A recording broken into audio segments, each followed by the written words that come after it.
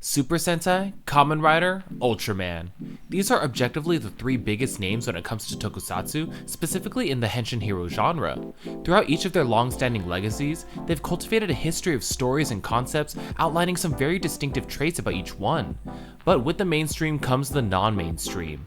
Outside of these three major players, there are hordes of henshin hero series that coexist alongside them, often presenting fundamentally similar yet different approaches to the genre. And that's what I want to explore today. I want to take a look at the series outside of Sentai, Rider, and Ultra, of which I will refer to as the Big Three, and see how the henshin hero can take form independently of these mighty powerhouses. So as always, let's henshin and get to it. Now, before we dive into the world of non-Big Three, let's take a look at our big guns and see what they bring to the table. When we pool all of these hero types together, we can clearly see some of the tropes and characteristics that define and categorize the genre as a whole. The first and most common category is what I'm going to call the armored hero category. This is the arena where franchises like Kamen Rider and Metal Heroes strongly occupy. These heroes are designed more or less as standalone heroes and are more than often decked out with intricate, colorful pieces of armor. The focus is truly on the individual, and while there may be multiple heroes within the same series, each one is still treated independently in identity, regardless if they work together as a team. And that's probably why a lot of other series are modeled after this. They put a big focus on designing their core hero because that's really going to be the face of the franchise, and they can go nuts designing it along with their additional heroes. They don't necessarily have a style convention they have to adhere to, so they can literally do whatever they want in order to make their designs loud, impactful, and definitive of their show's message and identity. Then of course we have the hero team category, which sort of speaks for itself with Super Sentai dominating this one. With the hero team concept, it requires a group of similarly suited and helmeted heroes, distinguishing themselves usually by color and or various design traits. It's not too difficult of a concept to take a crack at either. Under one theme, the differences between Sentai Ranger designs are more subtle, while Rider treats it more drastically. And while I think everyone has come up with the hero team concept at least once before, I'd say it comes with its own challenges. In the previous category, you can make an armored hero and have it stand on its own, but with the hero team, there is somewhat of an undeniable connection to Super Sentai. And I'm not saying that Sentai wrote or even owns the playbook on the hero team concept, but it is the biggest poster child for it in many cases. I feel like that's why whenever I see original hero team concepts, they feel more like homages or parodies, especially when it comes to anime. But there are definitely ones out there that do the job and do their job well. I would say that these really are the main two categories when it comes to henshin heroes overall, but of the big three, what about Ultraman? Ultraman occupies a very unique and niche category of giant hero, in which the main focus of the hero's power involves enlarging in size. Not only is this concept itself pretty unique, but the designs themselves are unique as well. Ultras are very alien-like, bearing less resemblance to Sentai and Rider than those two do with each other. So while there is an overarching category for these types of heroes, I think Ultraman is kind of the de facto face of it. Any objections? Good, let's move on. Now, these are the categories that I've noticed most henshin heroes fall into, but it's worth noting that they don't always fall solely within just one of these categories. So for this next part, I want to take a look at some of these series and their design philosophies and point out some of the unique things they introduce, or just some things about it that I think are neat. I put out a couple posts asking everyone to list out some non-Big Three henshin hero series for me to take a look at. I will be looking mainly at live action series, as I find that anime ones don't really have to play within the same constraints of having to be physical and tangible, so it's just another ballgame entirely. And this really will focus on the designs and concepts specifically. To be honest, I'm familiar with these, but I haven't watched a lot of these. Maybe if the styles intrigue you enough, you can check them out for yourself. I'm not going to be too analytical with this, so let's just look at all these for fun. Let's start off our list with a series that I thought was super cool growing up, Madan Senki Ryukendo. Ryukendo is a 2006 series developed by Takara, who you may recognize as responsible for the Japanese side of Transformers, and Weave Inc. Ryukendo focuses on three heroes who are armed with mystical weapons whose powers are unlocked via keys. There's the sword-handling Ryukendo, for which the series is named, the gunslinger Ryuguno, and the rogue warrior Ryujino. For me, Ryukendo was groundbreaking in a few ways. This series I think would definitely be placed in the armor hero category, with each hero sharing similarly themed armor while being pretty different, but I always thought the helmet design was so dynamic, specifically that full visor face. I don't think that was something done very much often around that time, with the closest thing being Go-Go 5 and Magi Ranger. Otherwise, most helmet faces would be paired with a mouth or at least something mouth-like. But these helmets were different, except for Ryujino, who was more similar to a typical rider, I guess. What also really stood out to me were their gimmicks. The Ryukendo crew henshin directly from their weapons, which is also something not commonly done during that time either. It's something extremely common now, but at the time I thought it was a really ingenious way to switch things up for henshin purposes. Sort of related to Ryukendo comes the next series, the Tomica Hero series, including Tomica Hero Rescue Force in 2008 and Tomica Hero Rescue Fire in 2009. These shows were developed by Takara Tomy and were specifically based on their Tomica line of toy cars. Both shows focus on teams of emergency service workers who gain super armored powers in order to protect civilians from natural disasters and catastrophes, with Rescue Fire being primarily firefighters. While these two series share similar theming, their design philosophies hold some key differences. In Rescue Force, the team outfits are composed of an orange undersuit, with each team member possessing a set of armor matching their respective color. This ends up placing them both in the hero team category, with them resembling Sentai and its uniform yet differentiated team members, but they do it very similarly to Ryukendo in terms of the armor and the visor. Rescue Fire, on the other hand, falls a bit more into convention, with most of each hero being clad in their respective colors, along with explicitly stylized armor portraying their firefighter occupations, while Rescue Force was a bit more generically tech.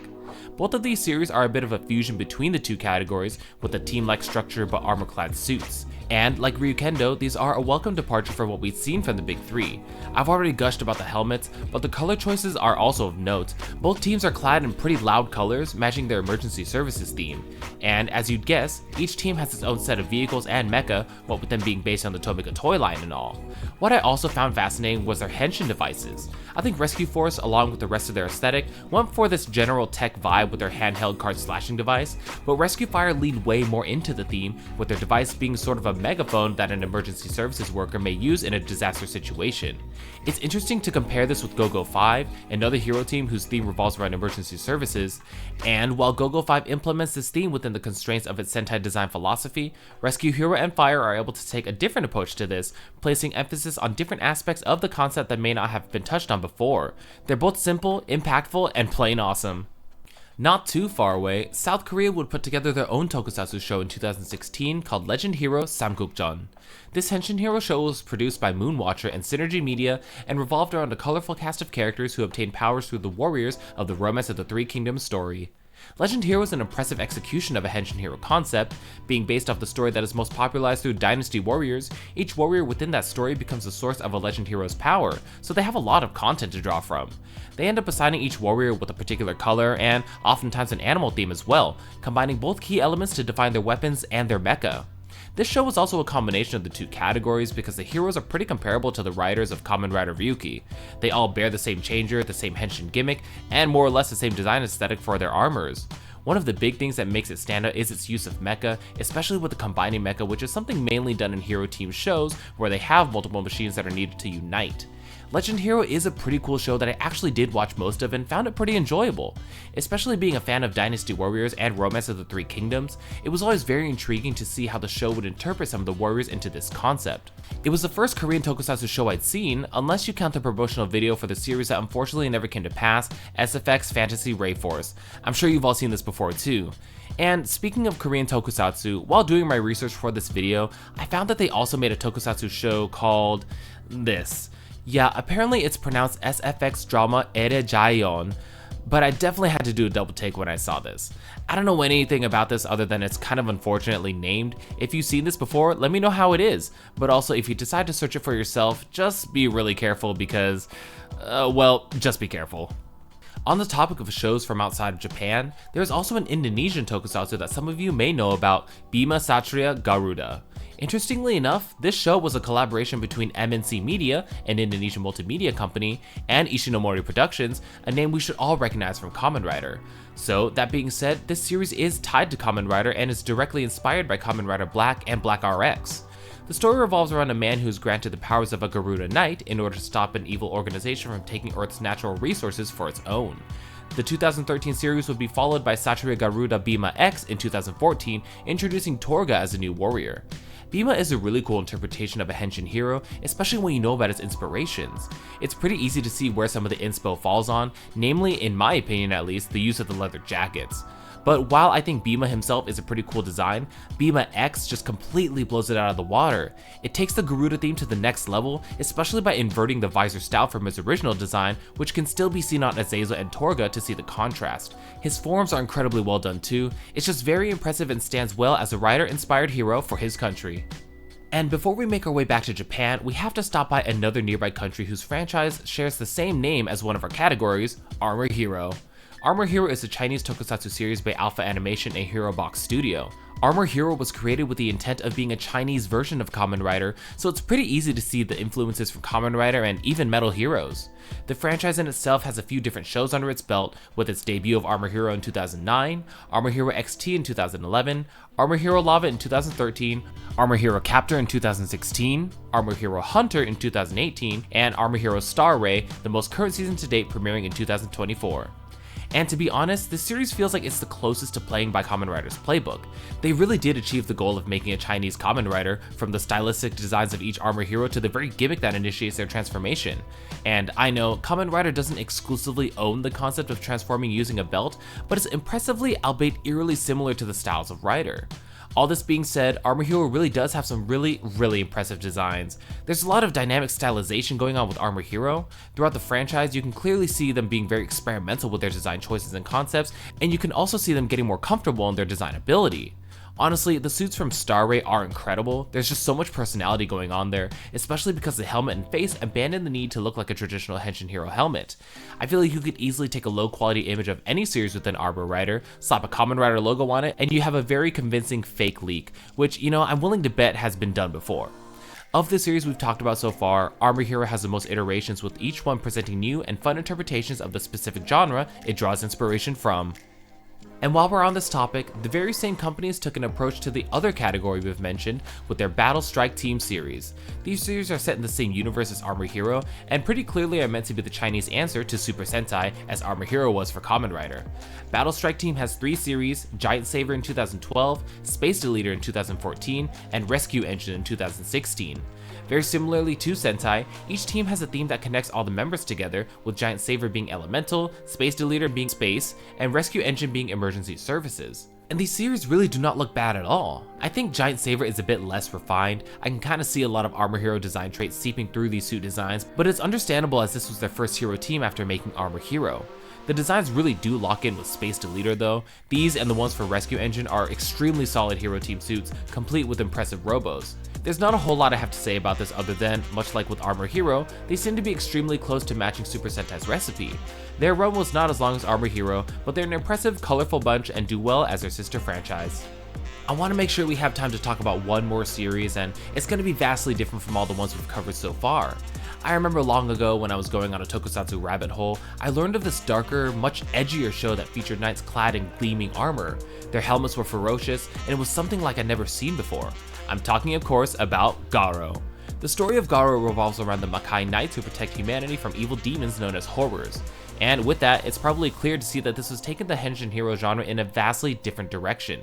GARO was intended for a more mature audience, in contrast with most other tokusatsu being geared towards children.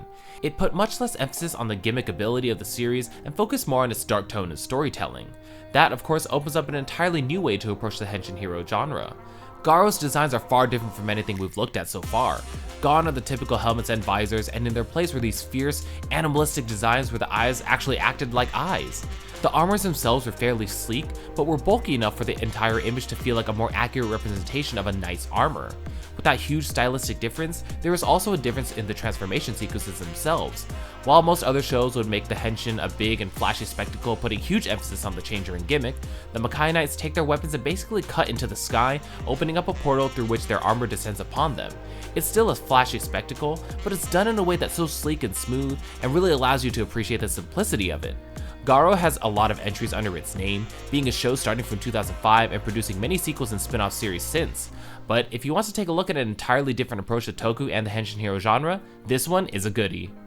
Okay, I spent a lot of time talking about these shows, but there are still a few more that I want to touch on, so we're going to do some rapid fire here. Tokusatsu Titan Toho and Yu-Gi-Oh! Publisher Konami teamed up in 2003 to start the Seishin series with Choseishin Gransazer, Genseishin Justirisers, and Chosai Kantai Sazer-X. Gransazer had some hero-like designs, but also had a tribe aspect that grouped similarly colored heroes together, making it a unique fusion of the two categories. Justiriser had a pretty typical hero team concept, while also being heavily decked out in armor. And Sazer-X? Well, this one looks so different, I wouldn't have even guessed that they were part of the same franchise. Each series is incredibly unique, sharing elements of a lot of different tokusatsu franchises across the board. Before this, Toho collaborated with another big name, Capcom, to produce Shichise Toshin Guyferd in 1996. This series is interesting because the design looks pretty heavily influenced by Ultraman while maintaining a normal scale. Like GARO, it doesn't place much emphasis on any sort of change or gimmick, with the main character's power being derived from being a cyborg. Guyborg. It seems pretty out there, but Guyferd himself looks really cool, almost as if he were an SIC version of an Ultraman character. Guyferd will also draw some influence from a manga/anime series turned into an American live-action tokusatsu, Guyver, based on Guyver the Bio-Boosted Armor. The manga for Guyver the Bio-Boosted Armor was published in 1985, but would see 2 American movie adaptations in 1991 and 1994, with the first starring Mark Hamill.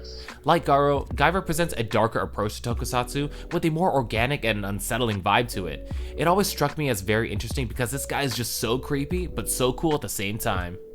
And we can't forget, of course, about the metal heroes, which may not be as prominent in the current tokusatsu ecosystem, but have a strong legacy dating back to 1982 with series like Gavan, Just Beyond, Jiraiya, B-Fighter Kabuto, and so on. These guys are awesome. They are definitely armor heroes, but create a bit of a subcategory of their own, as they're mainly more shiny and robot-like in concept and design.